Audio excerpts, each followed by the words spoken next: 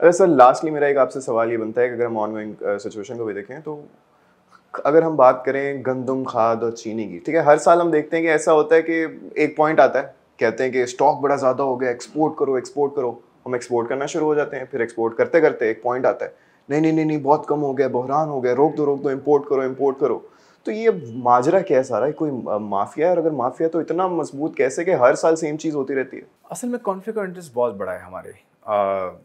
जो मुझे लगता है डिसीजन मेकर्स है ना, ऑफ कोर्स उनके भी स्टेक्स हैं डायरेक्टली इनडायरेक्टली। बिल्कुल। और वो क्योंकि खुद बेनिफिशियरी भी होते हैं, कानून भी बनाते हैं, तो इससे बड़ा तो कॉन्फ्लिक्ट नहीं हो सकता ना। नहीं हो सकता। तो इसमें ना एक एक बड़ा रिफॉर्म ये हो सकता है कि आप लेजिस्लेचर को और एग्जीक्यूटिव को, भाई आपके लेजिस्लेचर हैं जो कानून बनाते हैं, एग्जीक्यूटिव वो है जो उसको इम्प्लीमेंट करती है, ठीक है, फिर जुडिशरी है और फिर दूसरे। तो आप लेजिस्लेचर को एग्जीक्यूटिव से अलग कर दें।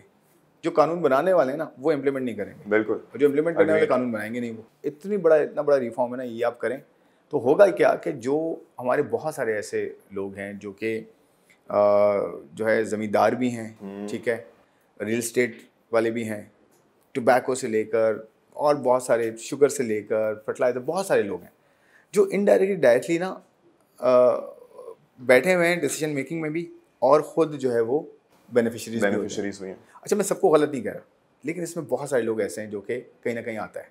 वो किसी भी गवर्नमेंट में आप देखें वो होते ज़रूर हैं, और वो करते ही हैं कि वो एक्चुअली डायरेक्टली इनडायरेक्टली क्योंकि इन्वॉल्व होते हैं, तो उनको कहीं ना कहीं फ़ायदा होता है। तो वो इसकी वजह से भी ना इम्पैक्ट पड़ता है इस तरह की चीज़ों में, जहाँ पे एक्सपोर्ट करनी हो नहीं होती, जहाँ पे इम्पोर्ट करनी हो वहाँ नहीं होती, जहाँ इम्पोर्ट नहीं करनी होती वहाँ कर देते हैं।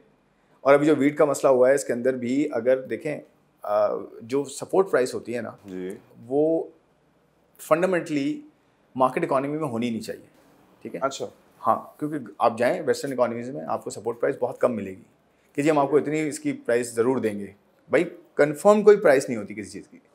इकोनॉमिक्स ये कहती है कि डिमांड सप्लाई पे एक चीज़ क्रिएट होगी, आप डिमांड सप्लाई को ट्रांसपेरेंट बनाएं, इसमें कोई जो है ना वो प्रॉफिटेरिंग ना करे, इसमें आपका सिस्टम स्ट्रक्चर इतने मार्केट के अच्छे हों कि फार्म टू मार्केट जो चीज़ होती है ना, कि जो बन रही है और मार्केट तक पहुंच रही है रिटेल तक, ये पूरा सिस्टम आपका एफिशिएंट हो, ठीक है। कि अगर कोई कॉटन बनता है या गंदम बनती है या फिर शुगर होती है या कुछ भी है, वो जब मार्केट तक पहुंचती है ना, तो कोई बीच में इतने चैनल्स ना हो जो कि उसको मैनिपुलेट कर सकें। तो जब मार्केट में सप्लाई टाइम पे पहुंचेगी और इनफ सप्लाई होगी तो उसकी प्राइस ऑटोमेटिकली एफिशिएंट हो जाएगी। ऐसे ही है। डिमांड के हिसाब से होगी, ठीक है। तो डिमांड के हिसाब से प्लानिंग क्यों नहीं होती, ठीक है ना। दूसरी बात, ये सपोर्ट प्राइस होनी नहीं चाहिए, नंबर वन। सेकेंडली, अगर आप सपोर्ट प्राइस देते हैं हमारी जिस इकोनॉमी में, जिसको पॉलिटिसाइज भी किया जाए, तो पॉलिटिकल पर्पस के लिए भी यूज़ होती है, आपको पता है। एग्रेरियन इकोनॉमी होना, और वैसे हम कहते हैं एग्रेरियन इकोनॉमी हम, मेरे ख्याल में हम ज़्यादातर सर्विस इकोनॉमी की तरफ है, क्योंकि हमारा जो जीडीपी में पोर्शन है सर्विसेज का वो 60% है। तो लेकिन ये कि हमारे यहाँ जो लेबर फोर्स है वो काफ़ी ज़्यादा जो है वो एग्रीकल्चर में है। तो कहने का मतलब ये कि आप अगर सपोर्ट प्राइस देते हैं तो फिर उसको कमिटमेंट पूरी करें। उसका नुकसान क्या होता है, आपने फार्मर को कहा कि जी आपको एक्स प्राइस मिलेगी, आप ये चीज़ उगाएं, ठीक है। आपने गंदम उगाई, गंदम का फ़ायदा ये होगा कि आपकी इन्फ्लेशन कम हो जाएगी, क्योंकि वो गंदम आप खाते हैं और अच्छा खासा आपका एवरेज है खाने का गंदम का। और आप बड़े प्लेयर्स में से भी हैं दुनिया के गंदम उगाने में, ठीक है ना, कॉटन उगाने में, गंदम उगाने में, चावल उगाने में, बहुत सारी चीज़ों में आप टॉप 10 में आते हैं। आप देखें, इसके बावजूद हम टॉप 10 में आते हैं, फिर भी हम फूड इंपोर्ट कर रहे होते हैं। बिल्कुल यार, इससे बड़ी एम्बैरेसमेंट क्या हो सकती है, ये सोचते क्यों नहीं हम। खैर, तो ये जो सपोर्ट प्राइस की मैं बात कर रहा हूँ, सपोर्ट प्राइस जब आपने दी और आप जब वक्त आया तो आपने इंपोर्ट की इजाज़त दे दी और इंपोर्ट हो गई और मार्केट थोड़ी फ्लड हुई, थोड़ी सी प्राइस भी, अच्छा प्राइस इकोनॉमिक्स भी अजीब यहाँ काम कर रही है, बेसिक थ्योरी जहाँ फेल हो गई कि अगर आपकी सप्लाई बढ़ गई है तो मार्केट क्रैश होनी चाहिए ना, प्राइसेस में क्रैश भी नहीं हुई। आप समझ रहे, थोड़ी सी प्राइस नीचे आई है और आपके पास हाथ में भी गंदम रह गई सरप्लस और इंपोर्ट भी कर लिया आपने। तो एक तो ये कि आप, ऑफ कोर्स ये तो एक राइटिंग ऑन द वॉल है कि ये बहुत बड़ा जो है वो ब्लंडर मैं कहूँगा इसको।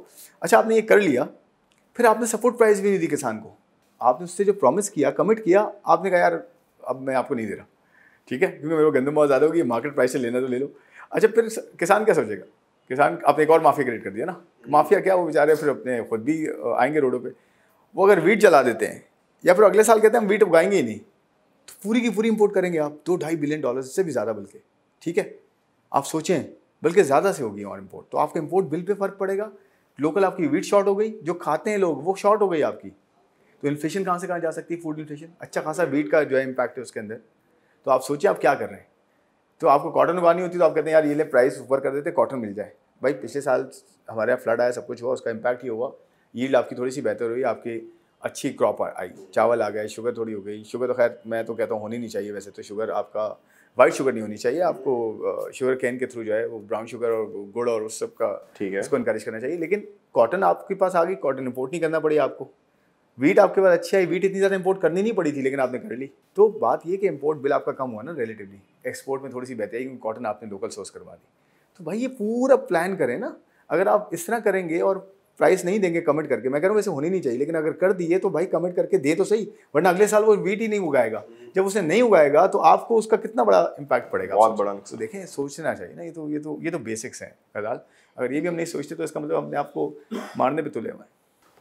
चलिए सर, बहुत बहुत शुक्रिया, आज आपने हमें अपना कीमती वक्त दिया, बड़ा अच्छा लगा। बड़ी दफ़ा आप लोगों के लिए हमने जूम पे तो बड़े ज़्यादा सेशंस किए हुए, लाइव स्ट्रीम्स किए हुए, लेकिन एक दफ़ा आज फेस टू फेस हमने साथ इन पर्सन बैठ के भी जो अच्छी खासी लंबी हमारी डिस्कशन होगी, लेकिन काफ़ी फ्रूटफुल भी थी। होनी चाहिए, ऐसी बातें होनी चाहिए। तो अब जाते जाते जितने भी देखने वाले को क्या कोई ऐसा मैसेज देना चाहेंगे, बेशक ये यंग एस्पायरिंग एंटरप्रेन्योर्स को हो गए, इन्वेस्टर्स को हो गए, या गवर्नमेंट को? गवर्नमेंट को ऑफ कोर्स पॉलिसी अपनी जो है वो रीथिंक करनी पड़ेगी, ओवरऑल गवर्नेंस बेहतर करनी पड़ेगी। और जो हमने बातें की हैं ये कोई रॉकेट साइंस नहीं है, मेरे ख्याल में गवर्नमेंट में बहुत अच्छे लोग भी बैठे हुए हैं जो ये समझ सकते हैं। सिर्फ इम्प्लीमेंटेशन की ज़रूरत है, टाइम की, क्योंकि वक्त बहुत कम है हमारे पास और मुकाबला सख्त है। और हमें अगर इस मरतबा अच्छा प्लान हमने नहीं दिया, IMF के साथ बैठ के बात नहीं की और अपने आप को ठीक नहीं किया, तो मेरे ख्याल में फिर प्रॉब्लम्स बढ़ जाएंगी बहुत ज़्यादा। फिर यंगस्टर्स की जो बात है, यंगस्टर्स को ऑफ कोर्स अपने आप को स्किल अपने आप इम्प्रूव करें। दुनिया की सारी रिसोर्सेज, इंफॉर्मेशन, हर चीज़ आपके पाम पर है मोबाइल फ़ोन्स की सूरत में। अच्छी प्रोडक्टिव चीज़ देखें, सीखें, उसको इम्प्लीमेंट करें, अपना स्किल खुद डेवलप करें, अपने आप को काबिल करें, कॉम्पिटेंट बनाएं, किसी पे डिपेंडेंट ना हो कि कोई मुझे आगे एजुकेट करेगा या मुझे जो है कोई और रिसोर्स देगा। खुद सेल्फ सफिशिएंट हो, दुनिया में आपकी बहुत वैल्यू होगी, पाकिस्तान के लिए नहीं बल्कि पूरी दुनिया में अपना जो है ना वो अपना नाम बनवाएंगे। और बाकी प्राइवेट सेक्टर इन्वेस्टर्स के लिए डेफिनेटली पाकिस्तान में पोटेंशियल बहुत ज़्यादा है, आएँ इन्वेस्ट करें पाकिस्तान में।